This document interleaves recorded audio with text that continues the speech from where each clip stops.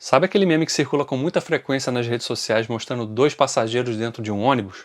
Um ali de um lado com um semblante triste, decepcionado, talvez frustrado, e do outro um passageiro que está ali feliz, alegre, satisfeito com a viagem que fez, satisfeito com a paisagem do que viu. É um pouquinho do resumo do qual foi a minha experiência acompanhando O Senhor dos Anéis, Os Anéis de Poder. E eu quero comentar nesse vídeo aqui alguns dos pontos altos e baixos do que eu achei realmente dessa temporada introdutória do universo do Tolkien na televisão. Acho que o fato dos criadores dessa série não terem necessariamente que seguir um material de origem, né? Não ter ali um livro base para guiar realmente para onde essa história ia caminhar, já que a Segunda Era não foi coberta por nenhum dos livros do Tolkien, ela foi só ali brevemente mencionada ali nos apêndices, né? Ali nos contos inacabados e tal.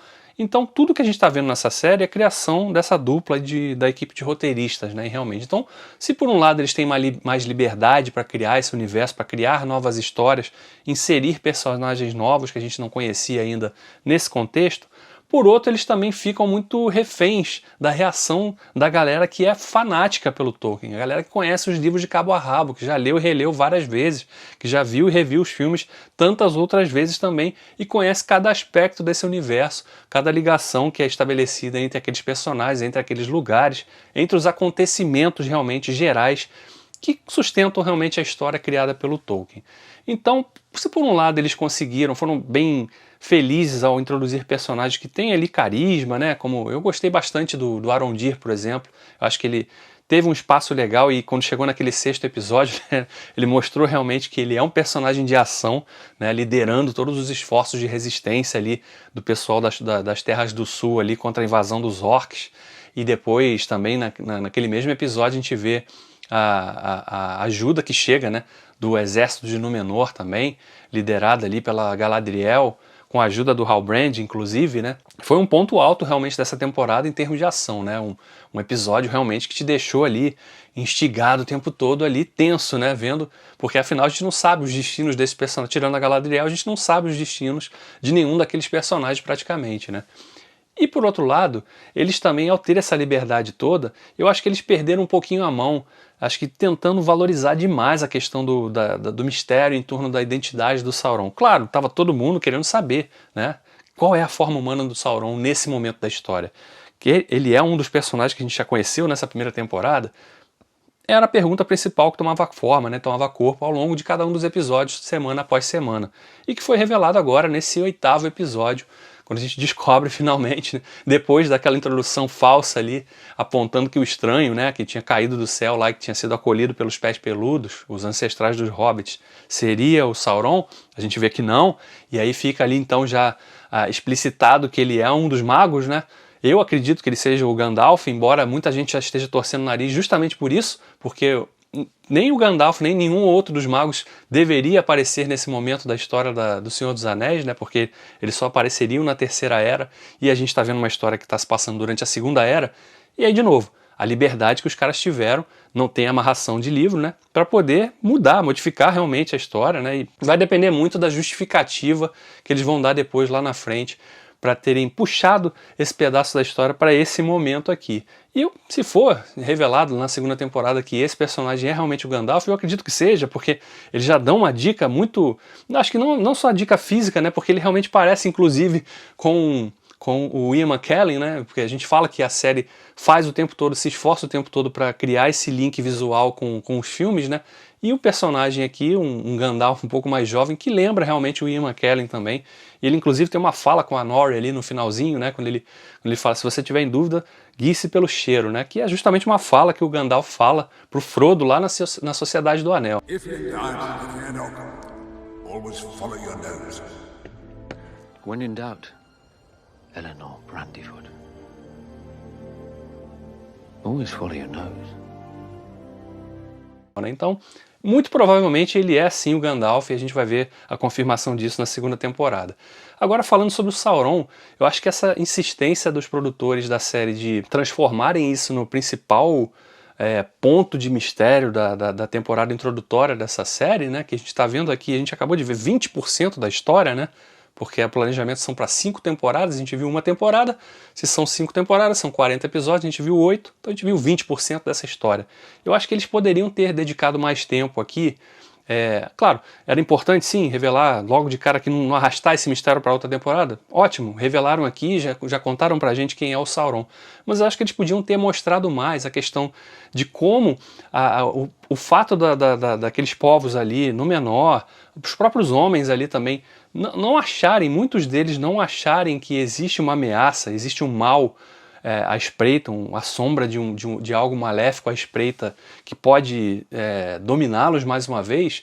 Acho que isso poderia ter sido mais explorado, sabe? A gente vê ali em Númenor, por exemplo, a preocupação é muito grande de mostrar uma ambientação rica, né, visualmente, né, tanto ali com efeitos visuais práticos quanto em CGI, mas acho que faltou um pouquinho também a preocupação de mostrar pra gente por que aquela sociedade ela chegou naquele ponto em que ela está buscando se isolar do resto do mundo. Por que eles não querem se misturar mais? Por que eles enxergam os outros, as culturas diferentes, como uma ameaça? Por que eles têm tanta ojeriza por essas pessoas? E por que isso, para eles, pode representar realmente o início do fim? Né? A gente sabe que Númenor ela acaba sendo destruída em algum momento. Não sei se a gente vai ver isso na série, acredito que a gente vai ver, né? Porque não faria muito sentido nos apresentar para essa civilização ali e mostrá-los, e não mostrar a civilização sucumbindo afinal. Então eu acho que a primeira temporada poderia ter dedicado um pouquinho mais, por exemplo, a mostrar isso, sabe? Mostrar esses aspectos, por que só a Galadriel estava tão crente que o Sauron ainda estava vivo e representava uma grande ameaça para todos aqueles povos da Terra-média ali. Por que só ela? Por que ninguém mais? Nenhum dos sábios élficos ali, nenhum dos anões ali, anãos, né, na verdade, né, como a gente fala no universo do Tolkien, por que nenhum deles ali estava achando que existia uma ameaça também que mereceria atenção, mereceria ser encarada, realmente levada a sério? Então acho que faltou isso, sabe, para dar uma liga maior nessa história da primeira temporada aqui.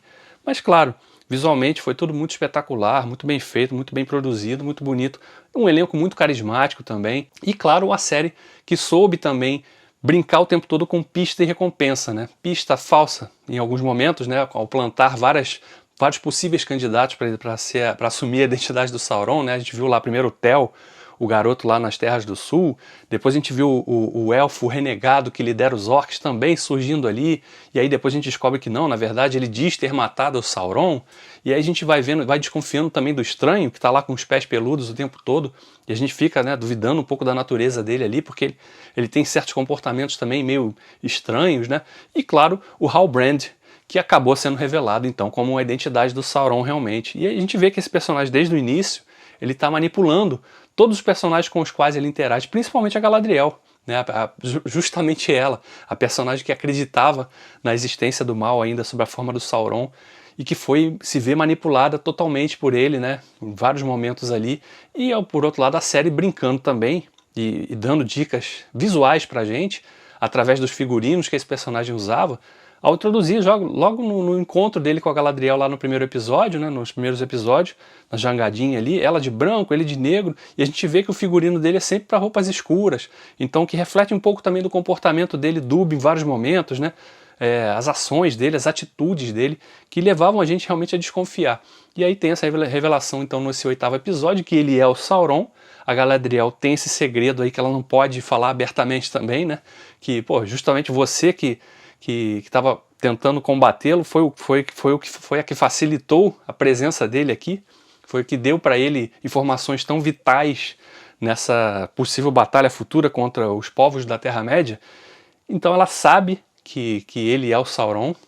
O Elrond também sabe, porque ele percebe isso, né? A gente vê ali, ele não fala nada, mas a gente percebe a troca de olhar dele, o fato dele ter pegado aquele pergaminho que ela tinha identificado sobre as origens lá dos últimos homens, né? Das Terras do Sul. Então, são os dois personagens que sabem a identidade do Sauron. Para onde isso vai nos levar na próxima temporada, que eu acredito que só vai estrear final de 2023 ou mais provavelmente em 2024, para onde essa história vai caminhar agora? Porque a gente já tem a identidade do Sauron confirmada, mas poucos personagens sabem. O que eles vão fazer com essa informação? E a história dos anéis sendo forjados ali? O Halbrand manipulou desde o início, manipulou a Galadriel, manipulou no final agora aqui também para a confecção dos anéis, porque ele tem interesse que os anéis sejam forjados para que lá na frente ele possa, né, como o Lorde do Tolkien já nos conta, Ele cria um anel que vai controlar esses outros anéis também, para poder subjugar todos os povos ali da Terra-média. Então, eu acho que a primeira temporada da série, ela teve altos e baixos, né? Eu acho que, para mim particularmente, acho que mais altos do que baixos, mas eu reconheço que esses baixos existem e acho que eles ficam mais evidentes para quem é muito fã da obra literária do Tolkien, para quem conhece muito a fundo realmente. Para mim, uma pessoa como eu que consome mais o audiovisual, eu acho que o resultado foi mais satisfatório. Eu entendo a frustração das pessoas também, de certas escolhas que foram feitas aqui, mas por outro lado eu acho que tem acertos que são muito, muito positivos, como por exemplo a caracterização dos pés peludos, né? A relação deles ali. Acho que os momentos de mais ternura nessa série envolviam sempre os pés peludos, assim como era lá no Senhor dos Anéis, os Hobbits também, né? A gente vê a relação deles ali, a relação de amizade, de respeito, né? E no final da primeira temporada a gente tem uma cena muito bonita ali, quando a Nori está se despedindo, né? E ela está conversando com o pai dela ali, das lições que ela aprendeu com ele. Também uma cena muito bonita, da amizade dela com a Pops também, né? Vai dar aquele abraço de despedida nela ali. Cenas muito bonitas realmente, e eu acho que a série nos deu isso, né? Muitas cenas que não eram só visualmente bonitas, mas que tinham significados também pela relação estabelecida entre os personagens. Então, um ponto alto também dessa primeira temporada de Os Anéis de Poder. E você, conferiu a primeira temporada toda? Teve mais momentos de satisfação ou de frustração acompanhando esses 8 episódios aqui no Prime Video? Comenta aqui embaixo, conta pra mim o que você esperava, o que você espera agora da sequência dessa história nas próximas temporadas. E vamos continuar essa conversa aqui no canal. Eu fico por aqui, te agradeço por ter assistido até o final e se inscreva se você ainda por acaso não for inscrito, acionando o sininho para não perder nenhuma das novas notificações aí de vídeos quando a gente colocar no ar. Tá legal? Um abraço, tchau.